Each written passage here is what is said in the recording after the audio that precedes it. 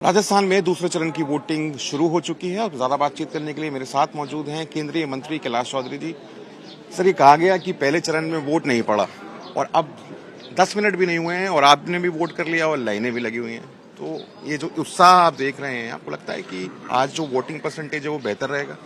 हाँ, निश्चित रूप से, क्योंकि प्रधानमंत्री जी ने जैसा कहा है कि पहले मतदान फिर जलपान, तो आज सभी यहाँ पर इतनी बड़ी संख्या के अंदर लोग आए हैं और सभी राष्ट्रवाद के नाम पर और विकसित भारत के सपने को पूरा हो, इसके लिए कमल के फूल पर मतदान करने जा रहे हैं।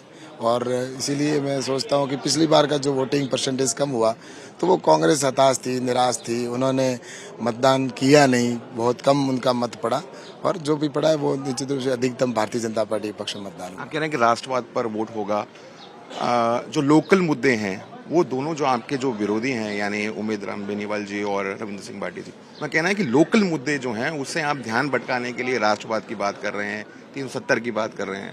देखो, देश सुरक्षित है तो हम सुरक्षित हैं और उन लोगों को मैं तो यही कहना चाहता हूं कि मैं पिछले 30 साल से क्षेत्र की सेवा कर रहा हूं और यहाँ पर जो मैंने काम कराए, विकास करवाए, वो जनता जानती है और इस बार भी मैंने काम कराए हैं, विधायक था तब भी मैंने काम कराए हैं और इसीलिए तो इतना लोगों का प्यार मिल रहा है और इसीलिए तो मैं कह सकता हूँ कि इस बार पिछली बार से भी अधिक मार्जिन के साथ में यहाँ से भारतीय जनता पार्टी की सीट और मुझे आशीर्वाद जनता देगी।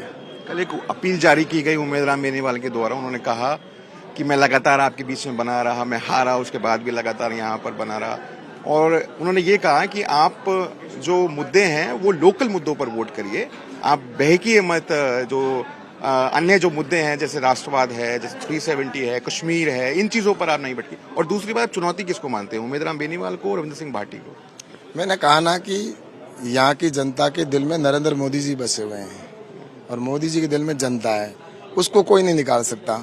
और मैं ये कहूँगा कि प्रधानमंत्री जी ने लोकल मुद्दों पे भी काम किया, हमने भी किया है। आज जितने भी काम हुए हैं तो स्वाभाविक है कि काम जो सेंट्रल गवर्नमेंट के काम है वो हमने करवाए हैं। स्टेट गवर्नमेंट में तो उनकी सरकार थी, 4 महीने पहले ही तो उनकी सरकार को जनता ने उखाड़ के फेंक दिया, तो स्वाभाविक है कि उनके मुद्दे तो वहीं पे खत्म हो गए कि उन्होंने काम करवाया नहीं, इसलिए जनता ने उनको नकारा है।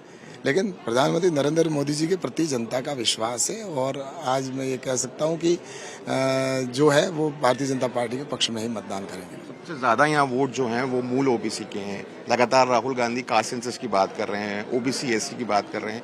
वो लगता है कि वो जो कास्ट इक्वेशंस हैं वो आपके फेवर में होगी? जैसा कि 36 कौम के लोग हैं वो प्रधानमंत्री जी के साथ हैं और 36 के कौम के लोग मतदान कर रहे हैं और वो राष्ट्रवाद की और विकास के नाम पर वो वोटिंग करेंगे और आप देख रहे हैं यही तो जोश है और सभी लोग कमल के फूल के ऊपर वोटिंग कर रहे हैं और जीत ये यहाँ से राजस्थान में 25 की 25 सीटें और केंद्र में 400 प्लस का नारा है, वो जनता पूरा कर रही है। 400 सीट आ रही है आपके? उससे भी अधिक आएगी। धन्यवाद हमसे बात करने के लिए। ये थे कैलाश चौधरी। मैं चाहूंगा मेरे कैमरा पर्सन आपको दिखाएं कि सुबह के 7:15 बजे हैं और मात्र 15 मिनट हुए हैं वोटिंग शुरू हुए, लेकिन आप देख सकते हैं लाइन किस प्रकार से हर एक बूथ के सामने लगी हुई है। लगातार लोग यहाँ पर आ रहे हैं, जमावड़ा बढ़ता जा रहा है।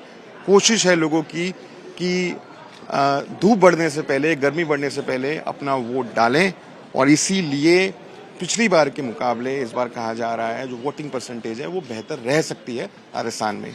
बालोतरा से मैं राहुल गौतम, रविकांत के साथ आज तक के लिए।